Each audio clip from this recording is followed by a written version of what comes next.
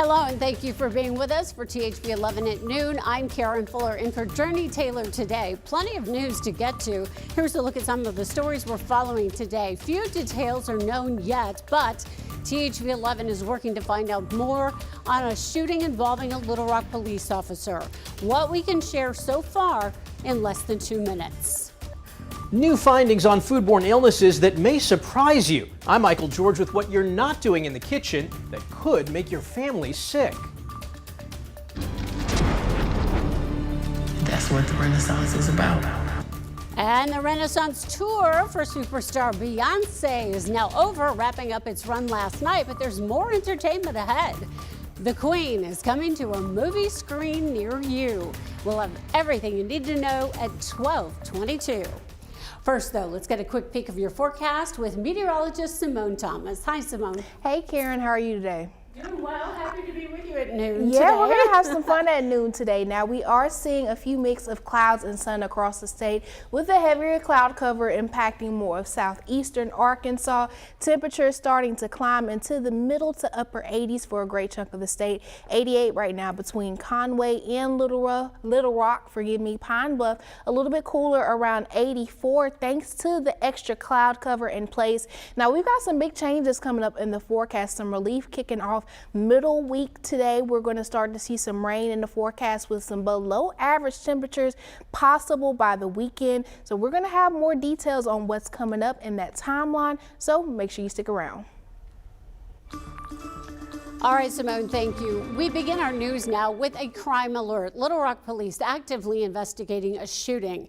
Here's what we know. Police responded to a call early Saturday morning near the intersection of Maplevale Pike and Maplevale Circle. We understand officers were involved in the shooting, but so far today, no word on whoever shot the gun. We understand that at least, though, one person had to be rushed to a hospital with what are described as life-threatening injuries. So right now, THV 11 is trying to get the latest on the investigation and that person's condition. Of course, we'll bring that to you on air and on THV11.com. In Jacksonville today, a man is recovering from a gunshot wound to his leg. It happened in the afternoon hours Saturday at the Terrywood Apartments. Police say they arrived to find the man hurt. He was taken to a hospital, and since then, a suspect has turned himself into police. That suspect charged with first-degree battery. And a scam alert to tell you about now. The Faulkner County Sheriff's Office says someone is impersonating a staff member. A post on the county sheriff's Facebook page shows a warning about this scam. Authorities say someone calls pretending to be from the sheriff's department. They may demand payment by gift cards or money through Cash App and Venmo. In this scam, the caller says the money is to prevent you from being arrested on a warrant for missing jury duty.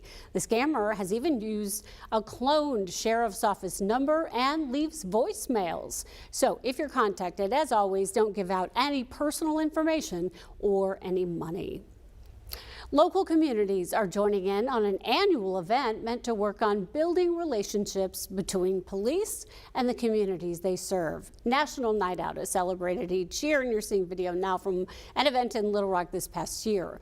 Several events are planned for tomorrow in Central Arkansas, one in downtown Little Rock from 5:30 to 7:30 at the Bernice Garden on Main Street. Multiple events are being held in North Little Rock throughout wards 2, 3, and 4. Information for those are on the city's Facebook page, and Sherwood is hosting an event at City Hall. Throughout this week, agencies nationwide will hold get-togethers, all celebrating the National Night Out campaign, most run from 5 to 8 p.m. And now to Pine Bluff, where there is an exciting new option for fun and fitness outdoors. THV 11's Rebecca Brown takes us to a new park where those behind it say they hope to bring more positivity to the Pine Bluff community. Family, friends, and members of Like Faith all gathered for the grand opening of the new Hurricane Fitness Park in Pine Bluff. We've got a walking track, we've got tic-tac-toe and golf and hopscotch and putting greens and putt-putt stations, and we're introducing disc golf to our community. Who knew working out could be this much fun? Well, Senior Pastor Derek Easter did, as he says he not only wanted to strengthen the members of the Pine Bluff community physically, but also spiritually as well. To offer a safe place for people to come, work out, enjoy the outdoors, to a place to show goodwill and love, and to be a light in our community. Easter says he knows the gun violence in Pine Bluff is no secret, so this park also offers another resource for youth and adults to have a place to congregate safely. We wanted to be very intentional about making a strategic investment in our community, realizing that if change is going to come, we have to do it. And so we wanted to build something that's going to give people a safe space for them to come and fellowship and grow and communicate and improve our physical fitness. And for members of the Pine Bluff community like LaCrisha Goins, she loves that the park is neighborhood friendly and accessible. It's a lot of kids over here in this community, and they can just be right here instead of parents having to travel across town to make sure they enjoy activities. They can just be right here and have fun. Easter says the park took about 2 years to finish and was approximately $250,000. But every dime was worth it when you can see the excitement on everyone's faces. It's just exciting. I want everybody to come out and witness it for themselves and see how good it is. In Pine Bluff, Rebecca Brown, THV 11 News. Hurricane Fitness Park will open Mondays through Saturdays every week from 6 a.m. until dark. On Sundays, the park will open after new St. Hurricane's morning service. Congress narrowly avoids a dreaded government shutdown, but now President Biden is urging lawmakers to finish their work. With funding temporarily extended through the middle of November, lawmakers have until then to solve issues such as aid to Ukraine, which was dropped from the funding bill. The measure also includes $16 billion in relief for communities hit by natural disasters.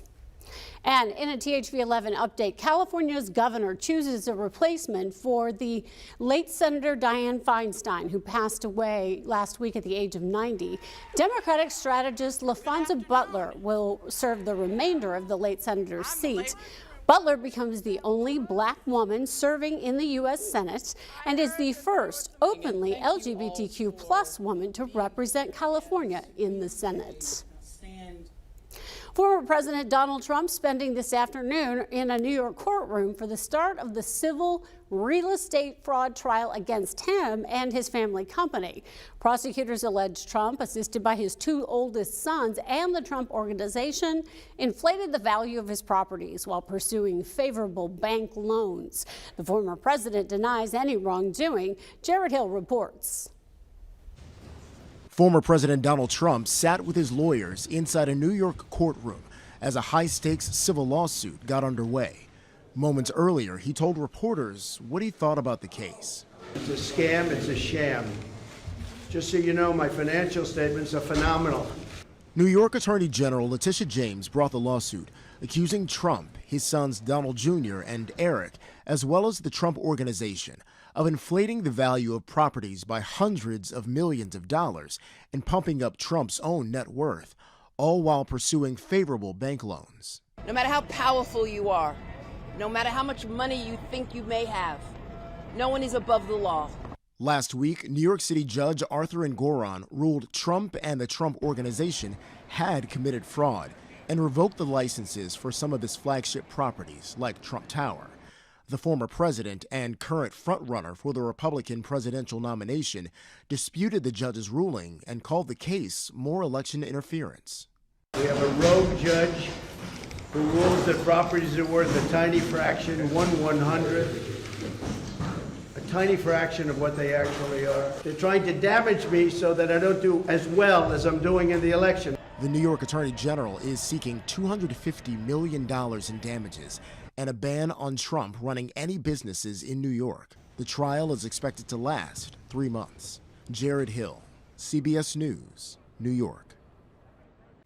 Well, you have another chance to take home a record-breaking jackpot. For the fourth time in the game's history, the Powerball prize is now at more than $1 billion. No winning ticket was sold for Saturday's top jackpots. So tonight, players can get another shot at the estimated $1 billion prize. The cash option is, well, $478 million. A new USDA study on foodborne illness may surprise you, and at 12:16 we'll share the most dangerous meal that's cooked in your home. But right now, Simone has your Monday outlook. Simone? Yeah, we're going to have a look at some of those big changes coming up to the forecast this week at 12:13. We're going to have your full 7-day outlook.